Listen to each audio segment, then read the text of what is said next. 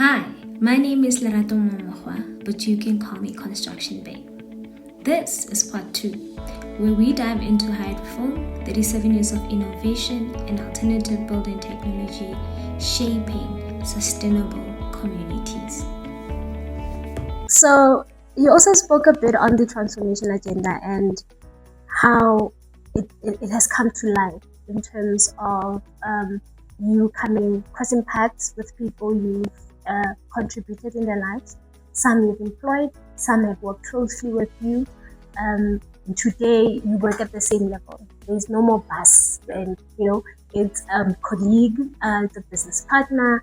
But I just want to know, in many instances we don't. I've asked people in general and say, how would you imagine a transformed South Africa would look like? And this is in the physical, because as built environment practitioners, our job or the work that we do essentially comes to life with the buildings, with the roads, and the accessibility. It all goes back to something that you can touch, to tangible things. So how do we imagine transformation in this instance? What do you think should be prioritized in the sense of trying to improve the developments that are needed? Looking at South Africa as it's a mixed country in terms of you've got rural areas, you've got townships, you've got urban areas, which in many instances might need the same thing, but at a different pace and a different level, and maybe even a different design. But essentially, there must be similarities in terms of the needs when it comes to development that would speak transforming the lives of South Africa. Yeah, I might have touched on that, but I think let's bring it live now.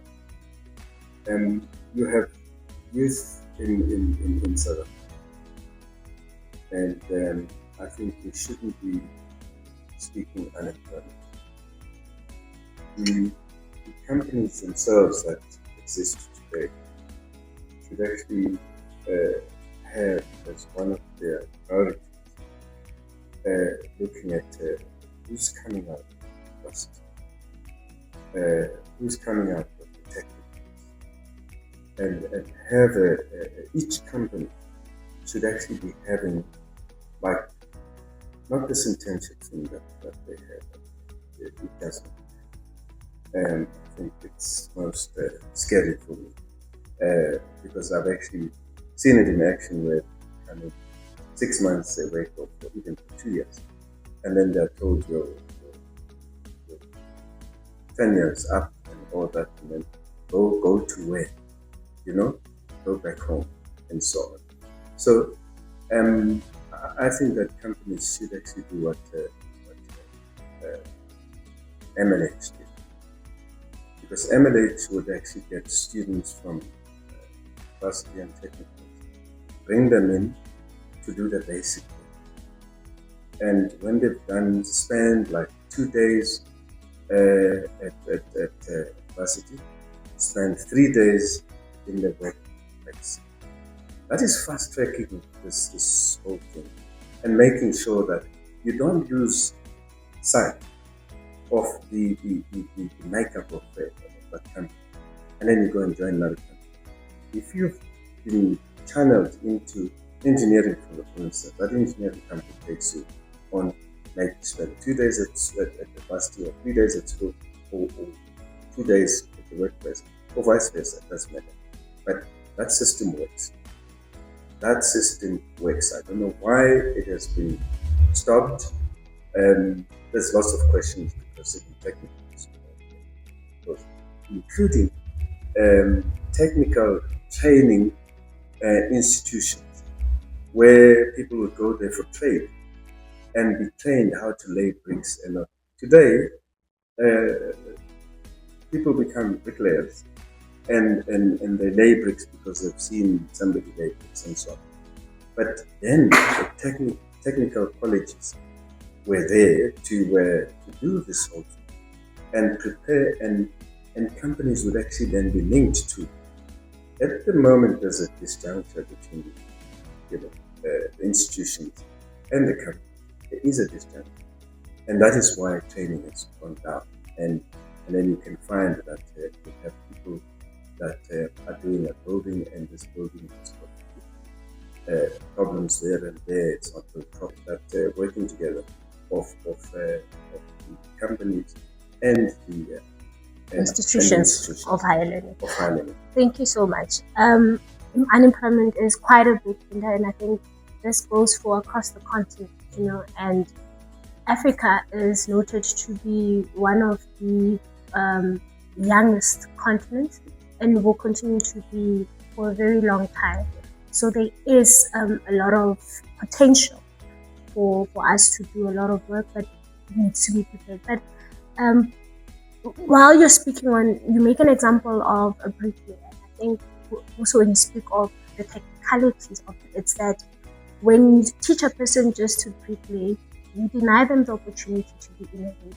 I can imagine someone who's understood how a brick is made, or how when they went to school and trained on this, they could probably find other innovative ways or alternatives in terms of making bricks differently from how they would speak to sustainability. So education does give us a long road in terms of development and sustainability of humanity. But now this also pushes me into you finding yourself within the alternative building technologies, right? If you could just take us through what Hydraform is, the work that it's done. I mean, the company, it's a global brand. You've done quite extensive work across the globe, and I'm quite interested in knowing where does this 37-year-old idea come from? How does it help maybe the environment? How does it help the industry in itself?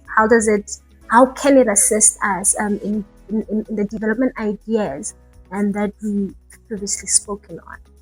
Quite amazed when I got into looking at all the companies that have done presentations. We've had ABT here for many years in this country being introduced, and which never, I think, cracked.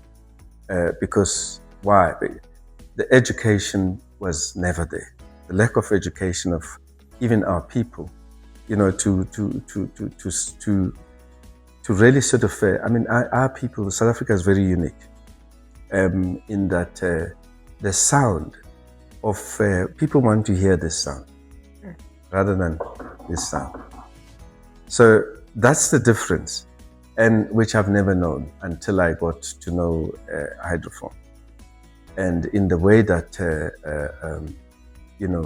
this whole thing works, from manufacturing and starting the machines and so on, and then not just selling the machines, but going out there to actually, produce the block that you see in front of you, solid as it is. And one thing about it was, or let me talk about this right now. I was a director, the first Green Building Council of South Africa that was put together. I became a director, which was housed in Cape Town. So I'm a founder of the Green Building Council of South Africa. And that is, I think, got my interest into this green building, using, ordinary soil and with less cement and so on. So I got to know Hydraform, and I got interested into it. I got information about it, and I was wanting to participate in this company and wanted to buy the company with a fellow friend of mine who's now the CEO of the Chamber of Commerce, Alan Mapoki. So we approached the powers that be at Hydraform and had some discussions, did some numbers and so on and whatever. And in the long run, let me just say it openly, that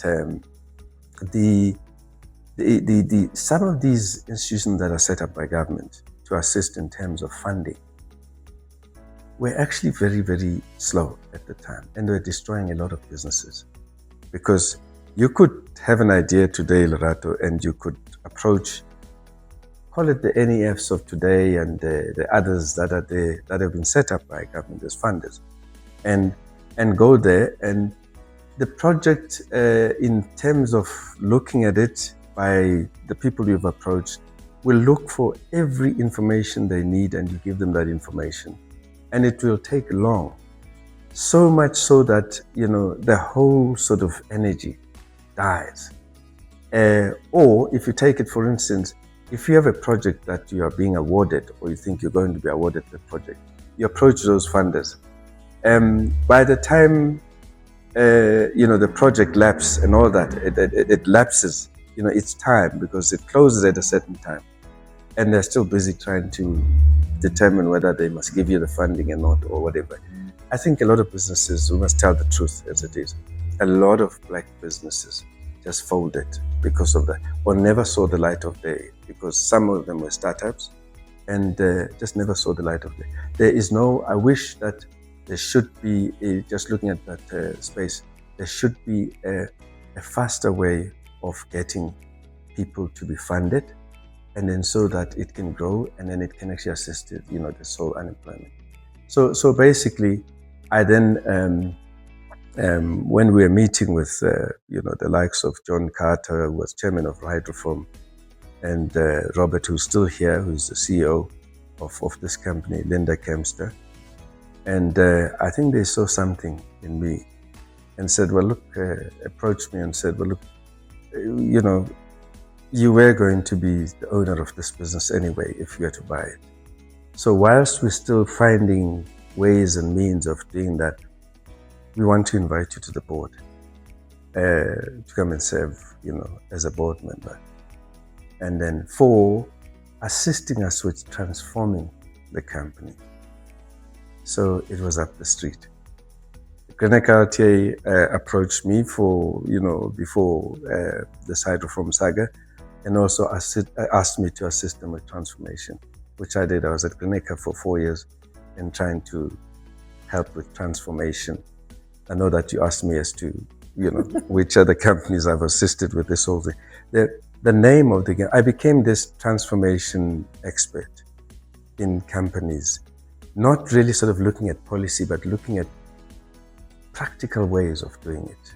What do you need? I need youth in this company, and especially Grenica. I need youth. I need youthful people that can come in, and they must be black. So, as I said, then come back to your question. I then agreed to join the company, and taken me a few years to understand the company and know exactly. But I was pushing for what needs to be done, within the company. And I think if you walk around here, you'll see there are people like Nati with whom you've met, who presented at your, asked Nati to present at your thing, and I was very comfortable that you were going to get value, and you did get value from Nati. And then also we do have some white people here. I gave you Annalene to also come in, just to give you that contrast of what sort of, but there's more women at Hydraform than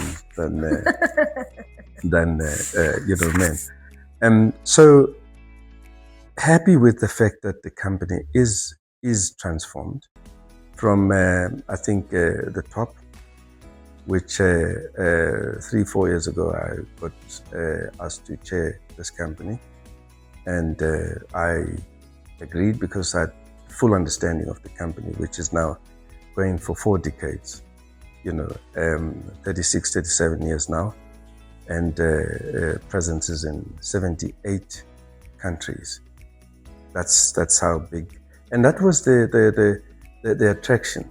That it's not a startup or a fly-by-night. It is a company that is serious about it. And I think what attracts me more in a company is the fact that the finances are actually handled intact. The marketing side of things, the sales side of things, all that is something that I deal with as the chairperson of this company.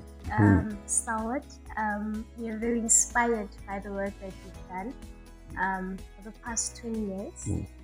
It's quite a lot, and I really hope that we do not stop telling these stories. We do not forget the people who laid the foundation for young professionals like myself, and also other professionals and business people within this industry.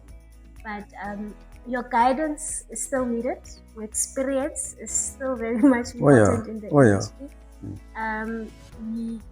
We as a channel are very much steadfast in terms of the transformation agenda. And I think in the beginning I might have forgotten to take out one of the things that you said, but not directly, was that when you're talking about how it's like our parents were doing nothing about certain things, that it made the 1976 uprising necessary. It's that it becomes a reminder that maybe it's necessary that you guys piss us off now so that we can say, no, this is the future that we are looking for. Because decisions made today might essentially give results in the next 40 years, Let me just interrupt you and talk about training. The training part, which I've mentioned earlier, that you've got to start from where things start. So every machine we sell here, we keep up with where our machines are. And we try, because we've got a technical team, we've got a team that goes out to sites and make sure that they support. Not only with technical know-how, but with spares as well, for those machines. And training happens, and we refresh with our customers. So it doesn't mean you just buy the machine and you leave here with a machine and we never follow. We make sure that you come through to our training, which I think you'll see later. You'll get some member of staff that will take you around, and you see exactly where and what we do. One sad thing, South Africa hasn't really sort of taken interest in the technology itself. Slowly they are starting to roll in, and I think with your invitation to your youth, those things do assist, and people are taking note now that there's Hydraform. I am wanting to drive that. I'm driving that actually as we speak. You will be very excited to hear that the other thing which we're talking about now here, which we started towards the end of last year, was to take Hydraform into the schools. Into the schools. And children at, very sort of tender age have got to know how to make these blocks, how to wear, because this is like a Lego, whatever, the dry stack thing. And kids love this thing. That they can be told now at a 10-year-old or whatever can build a house. And they'll be very excited to do that. Obviously with supervision, because they've got to be supervised, and quicker, and cost, and all the other things which I think Nati will explain to you in more detail as to, how to, But I'm excited about the taking Hydraform to schools. I think I'm also pleased to hear that you're not sitting in your offices and that you're introducing this product to the world, to learn, to see, and in different formats. And it's powerful, and I really hope that we can do some more of chatting outside even of these particular sessions. And I really hope that this is not the last time we'll have you here. And it's been great. Hydraform is quite a wonderful institution. Worked with them for the roundtable, and today here in your offices, which are absolutely beautiful. I'm quite pleased with the work that you've been doing. And the hospitality that was not go without saying. But most importantly, your story is one that was told, must be known. and this is the last shot. This company in a year, 2 years' time, will be owned at the top management by black people who've come from the ranks. The likes of Mpo. No, it's. I'm not talking about something that is in the pipeline. It's happening right now. And that's what we want to hear. So in as much as that management system is changing, the Mpos of this world, the Mabuses of this world, the Natis of this world are really sort of moving up the ranks because they understand the business. They know the business. They're very efficient, competent people around here. The Caesars of this world, they also do some good work, and everybody who's here do their part. And I'm happy, that we're sitting here. We're going to be having this company more than 50, 60, 80% black, and up to 100%. That's the transformation that we are embarking on. We've embarked on, not that we're embarking on, we've embarked on that. And I can disclose that to you. Thank you so much. Thank you. Thank you so much to Stalot. Others know him as Christiani, but I know him as Stali. It's been wonderful having you. Yes. I hope you have a wonderful rest of the day. Welcome. Ladies and gentlemen, join us for our second segment. We will be interviewing Nati. She'll be taking us through the technology of the Hydraform brick.